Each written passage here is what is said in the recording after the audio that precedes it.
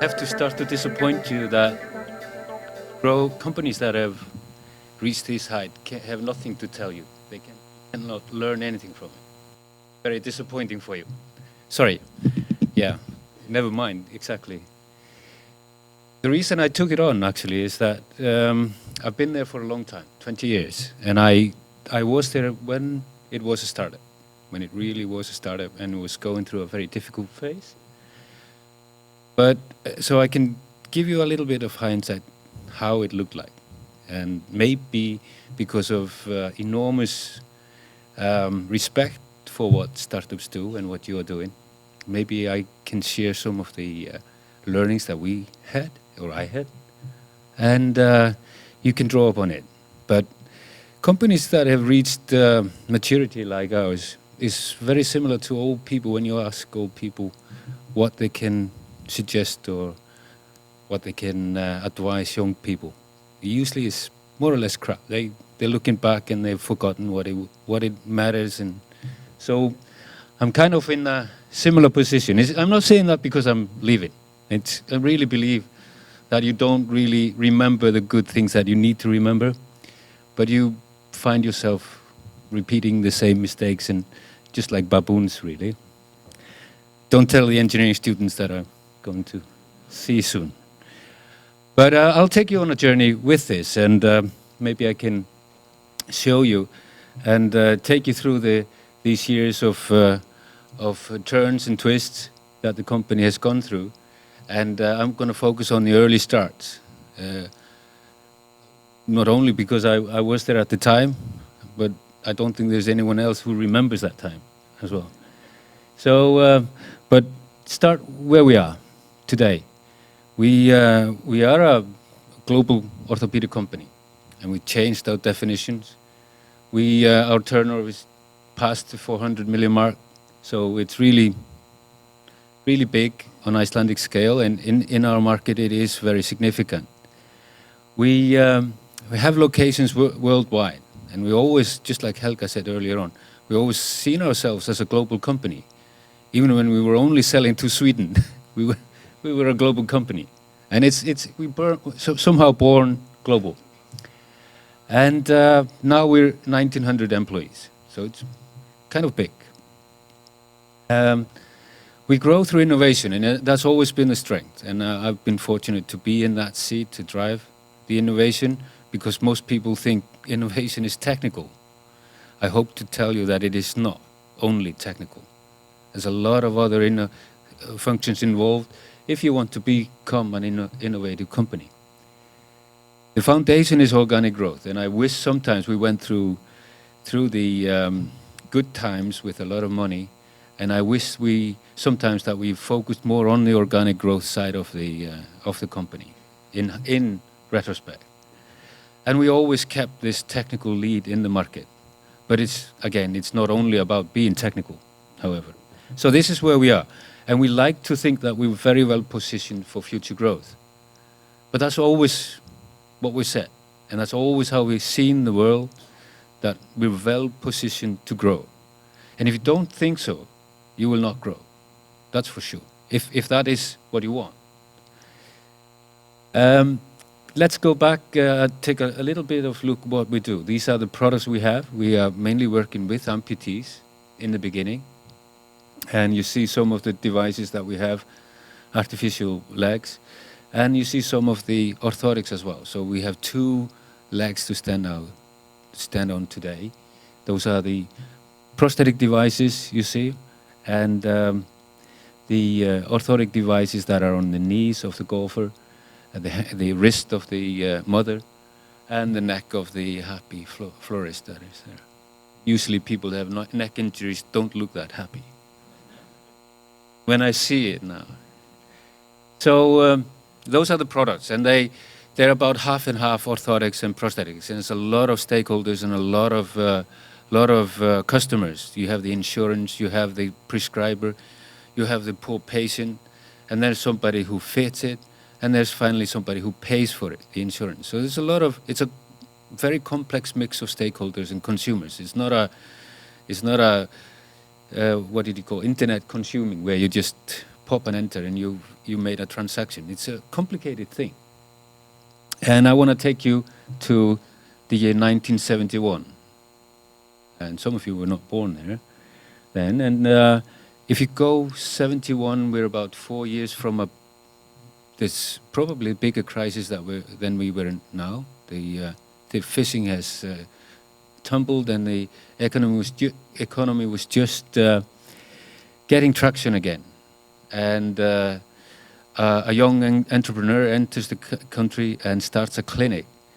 At the same time that the economy starts to fund a really good health system that we all enjoy today. So the timing was kind of right for a very ambitious and good quality clinic. And what drives it under those circumstances? This is important. If you're trying to start something, if the drivers are not there. You talked about passion, and you know all about that. It takes a lot of passion, but it's more than that. It's kind of obsessive passion that you have to have. And if you don't have that need, if there's no personal need that drives it and personal understanding of the need, it's never gonna fly. We had a health service growing very fast at the time, like I said. So there was this willingness to spend on and invest in the products and the services that were developed. And at the same time, new technologies of the 80s becoming available. And we're moving very fast to the years 86, and the first patents are being filed. And this idea of scaling the clinic into an international product that enable, and it's a very important word in the startups. It enables the customers to do better in the field. Again, driven very fast by a very personal need of the founder. We go to 1996 very fast, and this is the struggle. And I sometimes go back to those years, because I started in the 93 when we were starting to export. And no one knew about this company. Nobody wanted to invest in it. Nobody wanted to lend the company money for a long term. We were in short-term debts. At the same time, the company printed money. It was selling like with a good profit margin on products, but nobody wanted to invest in it or even associate with the company. And I have kind of a déjà vu now, going from the company into academics. And people said when I left in 93, there was a crisis. There was a big crisis in Iceland, and they said, "You're crazy. You're going from a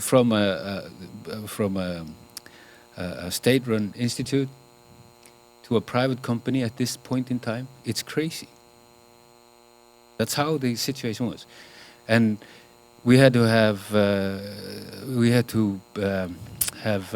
apply for money for simple travels. It was all highly regulated. We couldn't move money back and forth, and the environment was completely controlled by authorities and by the mind of Icelanders themselves.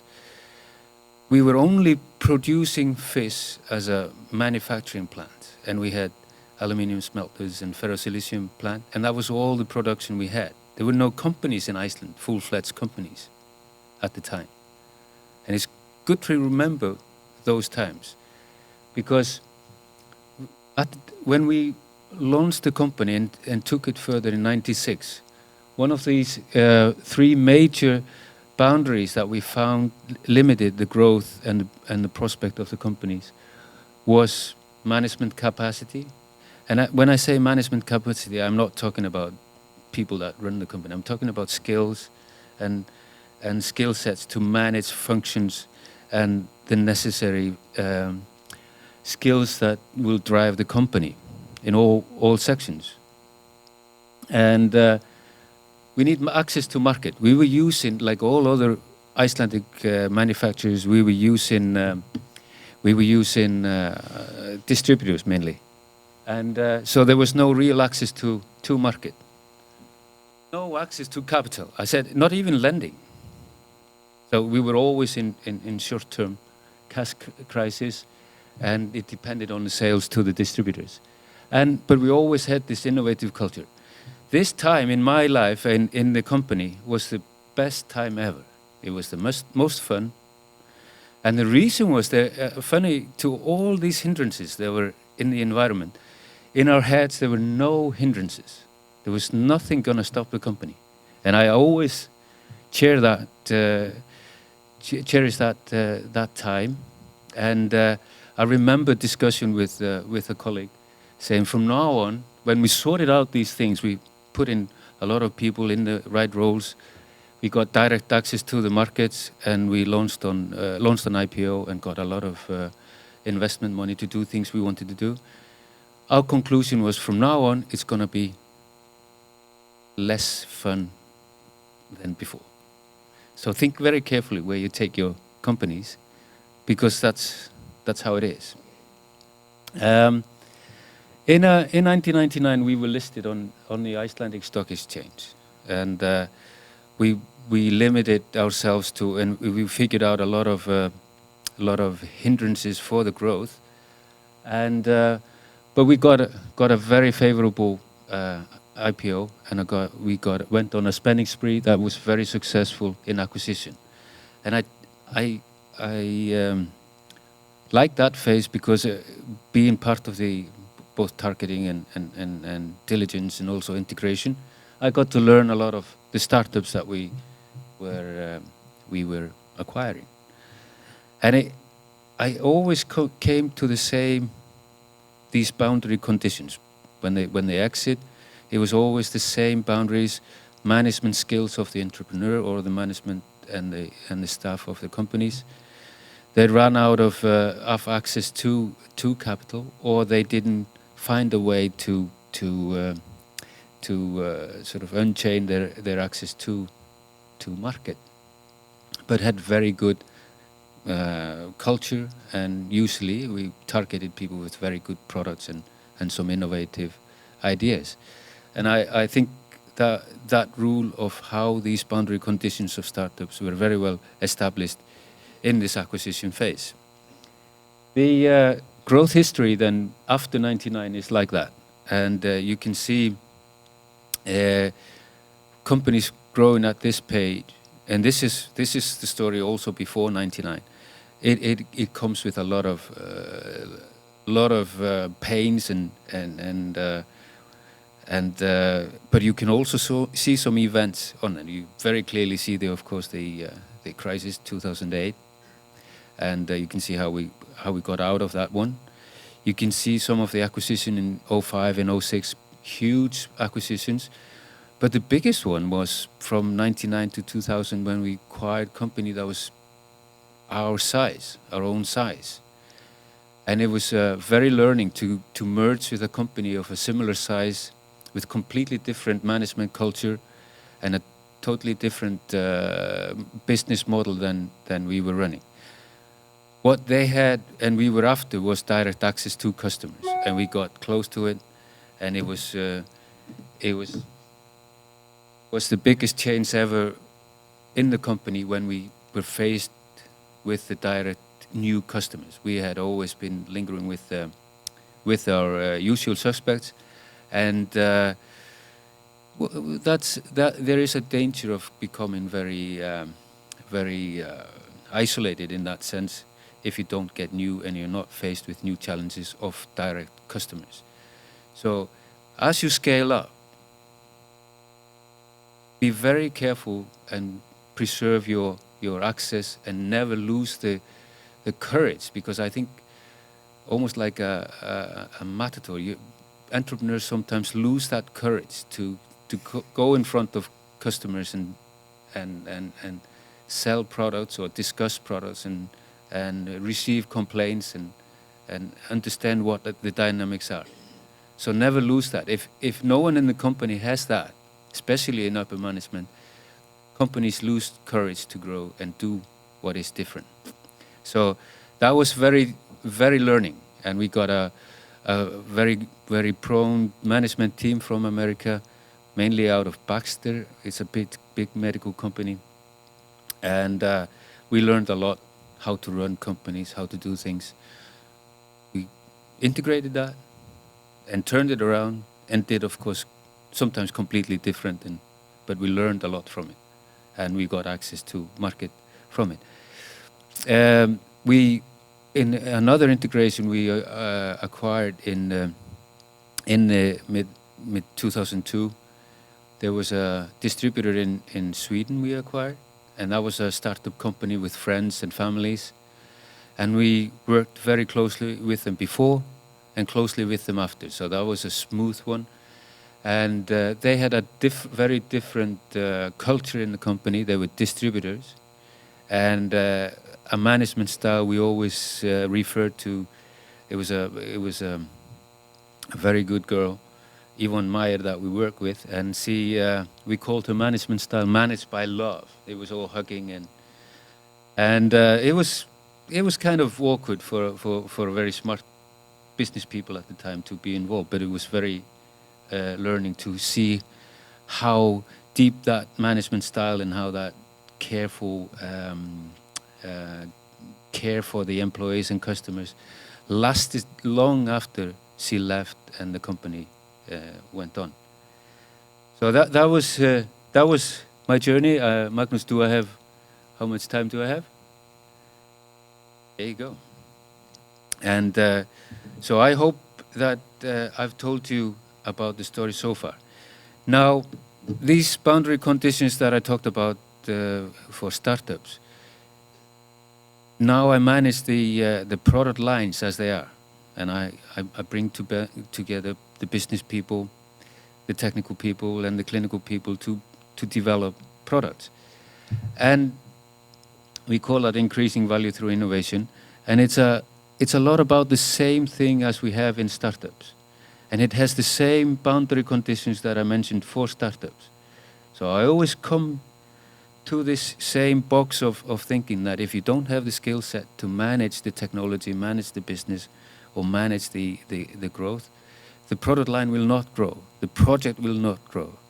And if you don't fund it correctly, if you overfund, there is a danger of that, especially in high margin products like medical and pharmaceuticals. There is a danger of overfunding and overspending, especially in the beginning.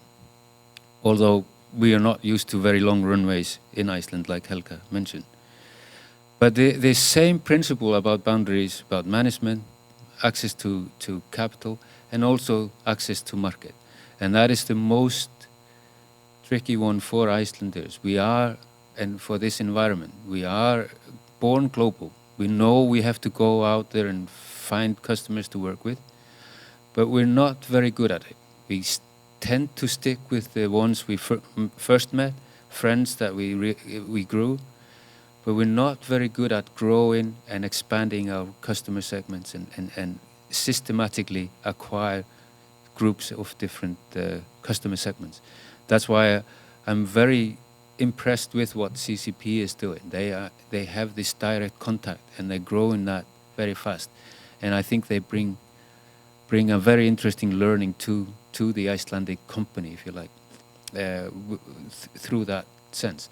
But in other businesses like ours, where you have a very complicated setup, it is more important to understand and have these connections that are developed, that you can't develop through direct access. So driving this, again, with the scale up of product and product offering, you have to have the same, and you're faced with the same limitations, and that's my teaching here, the same limitations as you find in a startup. The current situation now is that this is why we claim that from 99, is that we are now 20 times more bigger than we were at the time. We have 80 times more employees than in 99. And we sell more than 1,600 more product numbers than we did in 99. And it's maybe funny to say, but it's exactly the same limitations and restrictions that determine the twists and the turns that the company has to do, as we had in the beginning. And I think, looking back on the twisted road like this one, I think that's the only thing I can sort of share with you, is that you will never get out of the problems, the dynamics, and the forces that you're faced with today, because they come with you to the company. You define them yourself, and however you grow and wherever you take you, these boundary conditions will come with you, and they may scale, they may be of different size as you grow, but they will always be the same. And they are what you define them to be. And I, again, full respect for the startup entrepreneurs that are here today. Thank you.